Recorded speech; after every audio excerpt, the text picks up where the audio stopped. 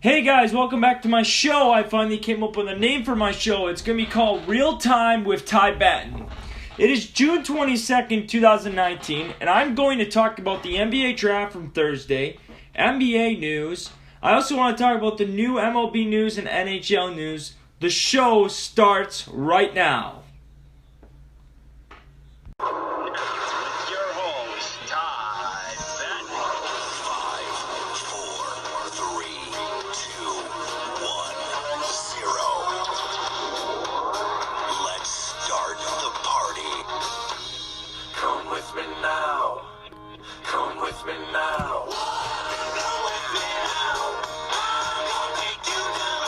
Okay, to start out with today's show, well, the NBA draft happened on Thursday, and it was a really interesting one and great.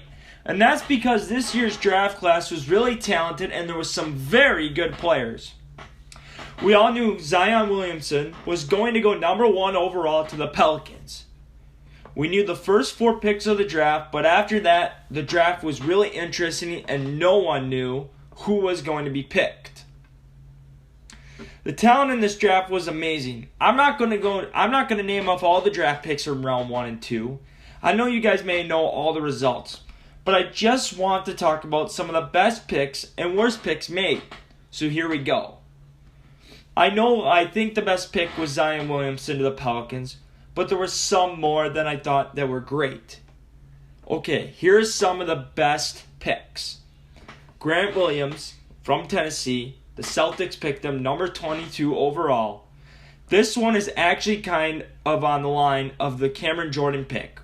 Williams was probably taken a little bit too early, but he's a bit of a polarizing prospect who some ranked as high as 15 on their big boards, but others saw him closer to the late first round or even early second round. So the argument could be made the Celtics reached a little bit here.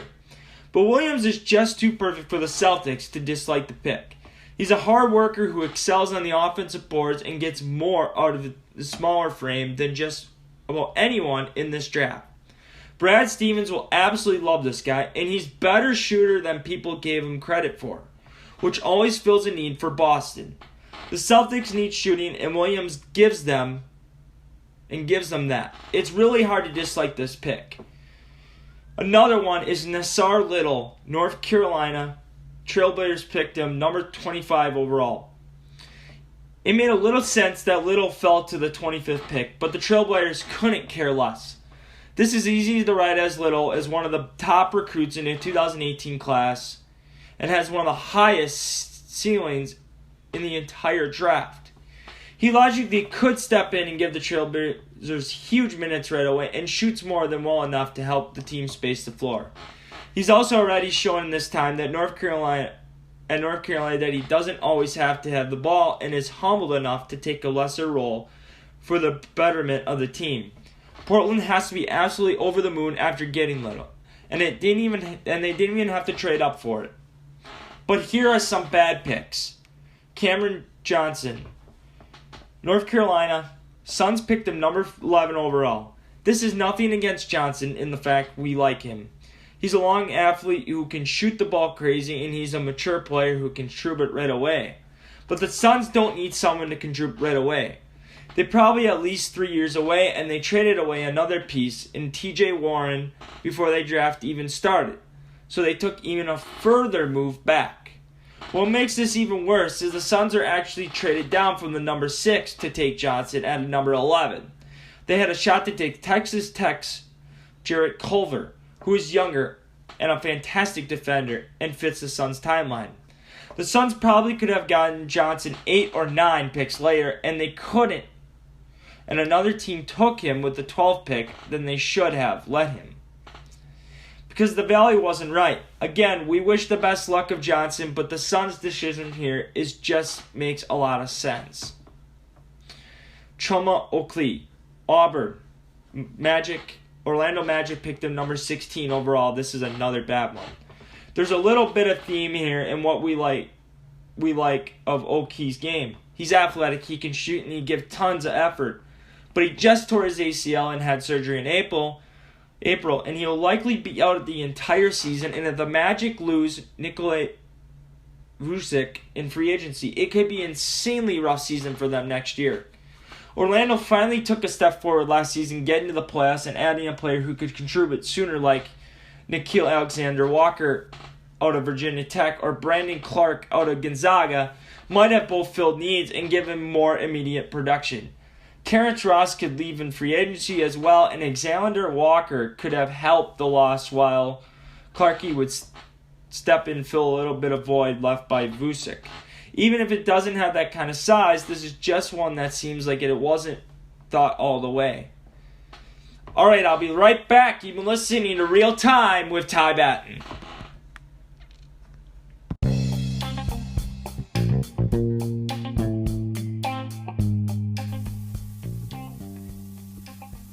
Be sure to catch Ty Batten's podcast Tuesdays and Fridays and Saturdays at 6:30 p.m.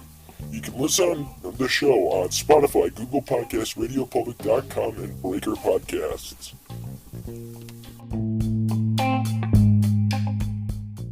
Alright, I am back from break, and the Blue Jays, Vladimir Guerrero Jr., says he will compete in the 2019 MLB Home Run Derby.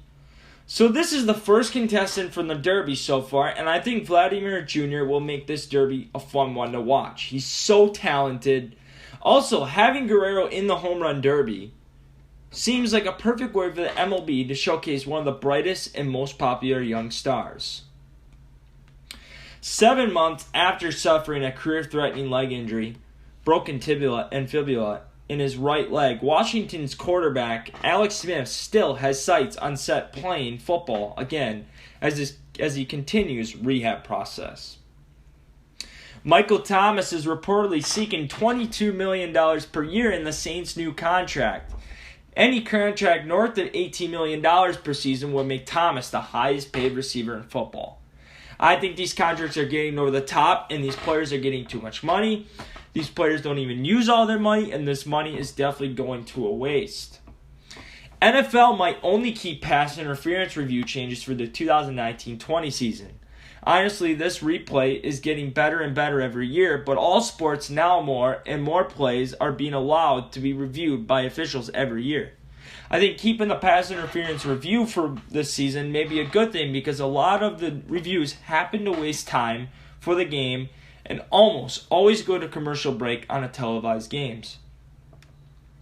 MLB All-Star Voting 2019 AL and NL finalists reviewed under new format. The initial round of voting for the 2019 Major League Baseball All-Star Game has come to an end with finalists for the starting spots being named in the American League and National League. Under MLB's new voting format, fans will go through a 2-round process to determine which players start this year's Midsummer Classic. The top 3 vote getters are each infield positions, not including pitchers, and top 9 vote getters among outfielders advance to the final phase. Here are the players who fans will have the opportunity to vote for the second round. Catchers are going to be AL Gary Sanchez, New York Yankees, James McCann, Chicago White Sox, and Robinson Chirinos, Houston Astros. Now to the NL side. Wilson Contreras, Chicago Cubs, Brian McCann, Atlanta Braves, and the hometown Milwaukee Brewer, Yasmani Grandal. To the first base side, the AL. C.J. Cron for the Minnesota Twins, Carlos Santana, Cleveland Indians, Luke Voit, Yankees. And to the NL side, I like this guy, Josh Bell from the Pittsburgh Pirates. He's having a hell of a year. Freddie Freeman, Braves, Anthony Rizzo, Cubs. To the second base side, Tommy La Stella, Los Angeles Angels. Jose Altuve, Astros, he's hurt. Might stop him from getting an all-star vote. DJ LeMahieu, Yankees. To the NL side, Ozzie Albies, Braves. Hometown Brewer, Mike Moustakas, I think he deserves a vote, folks. Ketel Marte, Arizona Diamondbacks. The third base side, Alex Bregman, Astros. Hunter Dozier, Kansas City Royals. And Gio Urshela from the Yankees. To the NL side, Nolan Arenado, Colorado Rockies, Chris Bryant to the Cubs, Josh Donaldson, Braves. Shortstop side, Carlos Correa, Astros, Jorge Polanco, Twins, Gleyber Torres, Yankees. The NL side, Javier Baez, Cubs, Dansby Swanson, Braves, Trevor Story, Rockies. To the outfield, AL, Mookie Betts from the Boston Red Sox, Michael Brantley, Astros, Joey Gallo, Texas Rangers, Aaron Judge, Yankees, Austin Meadows, Tampa Bay, I like that kid, he's very good. Josh Reddick, Astros, Eddie Rosario, Twins, another good outfielder. George Springer, another great outfielder, Astros, and Mike Trout, Angels, another great outfielder. NL, Ronald Acuna Jr., Braves, I love that guy. Albert Almora Jr., Cubs, Cody Bellinger's having a hell of a year. LA Dodgers, Charlie Blackmon, Rockies, Jason Hayward, Cubs, Nick Markakis, Braves, Jock Peterson, Dodgers, Kyle Schwarber, Cubs, and the former 2018 NL MVP, Christian Yelich, who is definitely going to get to the All-Star game. Designated hitter AL only, Nelson Cruz, JD Martinez, or Hunter Pence. There was only one change in the final results following Monday's update. Trevor Story was able to overtake Corey Seager to sneak into the top 3 NL shortstops with Javier Baez and Dansby Swanson. With the races at each position set, every player's vote total goes back to 0 and the process starts all over again. There's an added wrinkle that fans must keep in their mind when they log on to cast their ballot. The starters election begins on June 26 at 12 p.m. Eastern Time, and it will open until 4 p.m. Eastern Time the following day. Fans will all be allowed to vote once compared to 5 times per 24-hour period during the primary round. Starting lineups for the All-Star Game will be announced at 7 p.m. Eastern Time on June 27th. Reserves and pitchers will follow on June 30th at 5:30 p.m. Eastern Time. MLB's All-Star Week is being held at Progressive Field in Cleveland for the first time since 1997. Festivities include the annual Futures Game on July 7th and the Home Run Derby on ESPN on July 8th. And the All-Star Game will cap things off July 9th at 7:30 p.m. Eastern Time on Fox. Athletics' Frankie Montas has been suspended 80 games for violating MLB PED policy.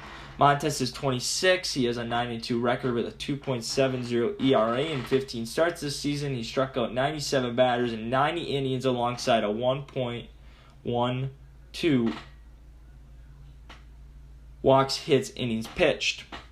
The Athletics ace was cruising through his last 4 starts, going 4-0 with a 2.42 ERA. He pitched 8 innings of 1 run ball alongside 9 strikeouts Thursday against the Tampa Bay Rays. The suspension comes at an unfortunate time for a 40-36 Athletics, who are 1 game behind the Boston Red Sox in the final American League wildcard spot. Rangers' Asdrubal Cabrera has been suspended 4 games for throwing equipment at umpires. I mean, why would you do something like that? That is just dumb and stupid.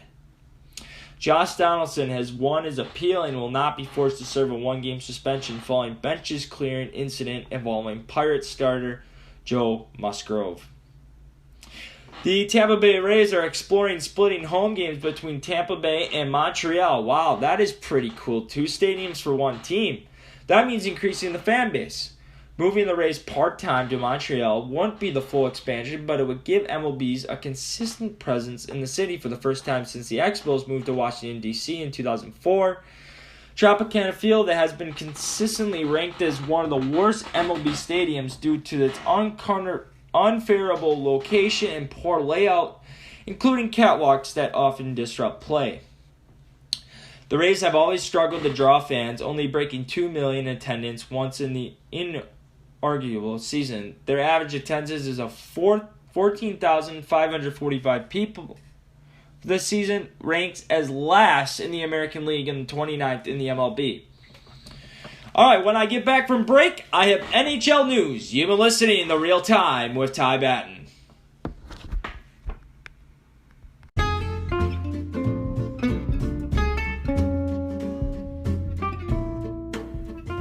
If you want to listen to my podcasts all the time, go to Spotify or my website at tybat.simple.com. That's tybat.simple without an e.com. tybat.simple.com. 2019 Google MLB All-Star Ballot brings a major change to selection systems for the All-Star Game starters. Vote now for the 2019 MLB All-Stars. Visit MLB.com and the 30 club sites to submit your choices. Or visit www.mlb.com/allstar/ballot/review to vote for your All-Stars for the 2019 MLB All-Star Game. That's www.mlb.com/allstar/ballot/review. Go vote, folks. You can change an MLB player's life. All right, I am back from break, and I have NHL news. The Nashville Predators have traded superstar defenseman PK Subban to the New Jersey Devils today for Steven Stamkos, Jeremy Davies, and second-round picks to the 2019 and 2020 draft. The Toronto Maple Leafs then traded Patrick Marleau to the Carolina Hurricanes in return for 2020 6th-round pick.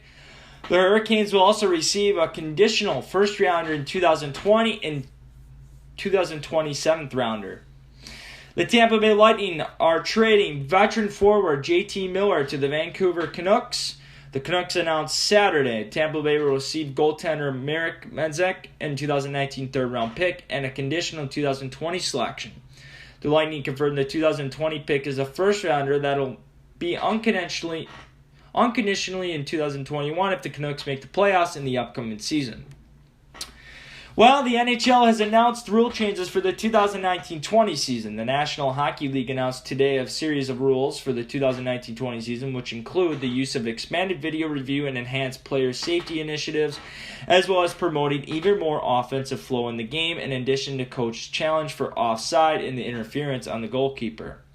A third category will allow the coach's challenge of goal calls on the ice that follow plays in the offensive zone that should have resulted in play stoppage, but did not.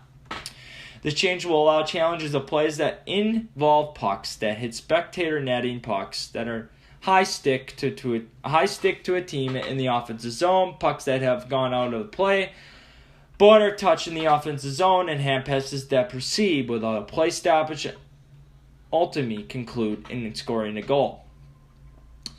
And some sad news: Ryan Callahan, diagnosed with degenerative back disease.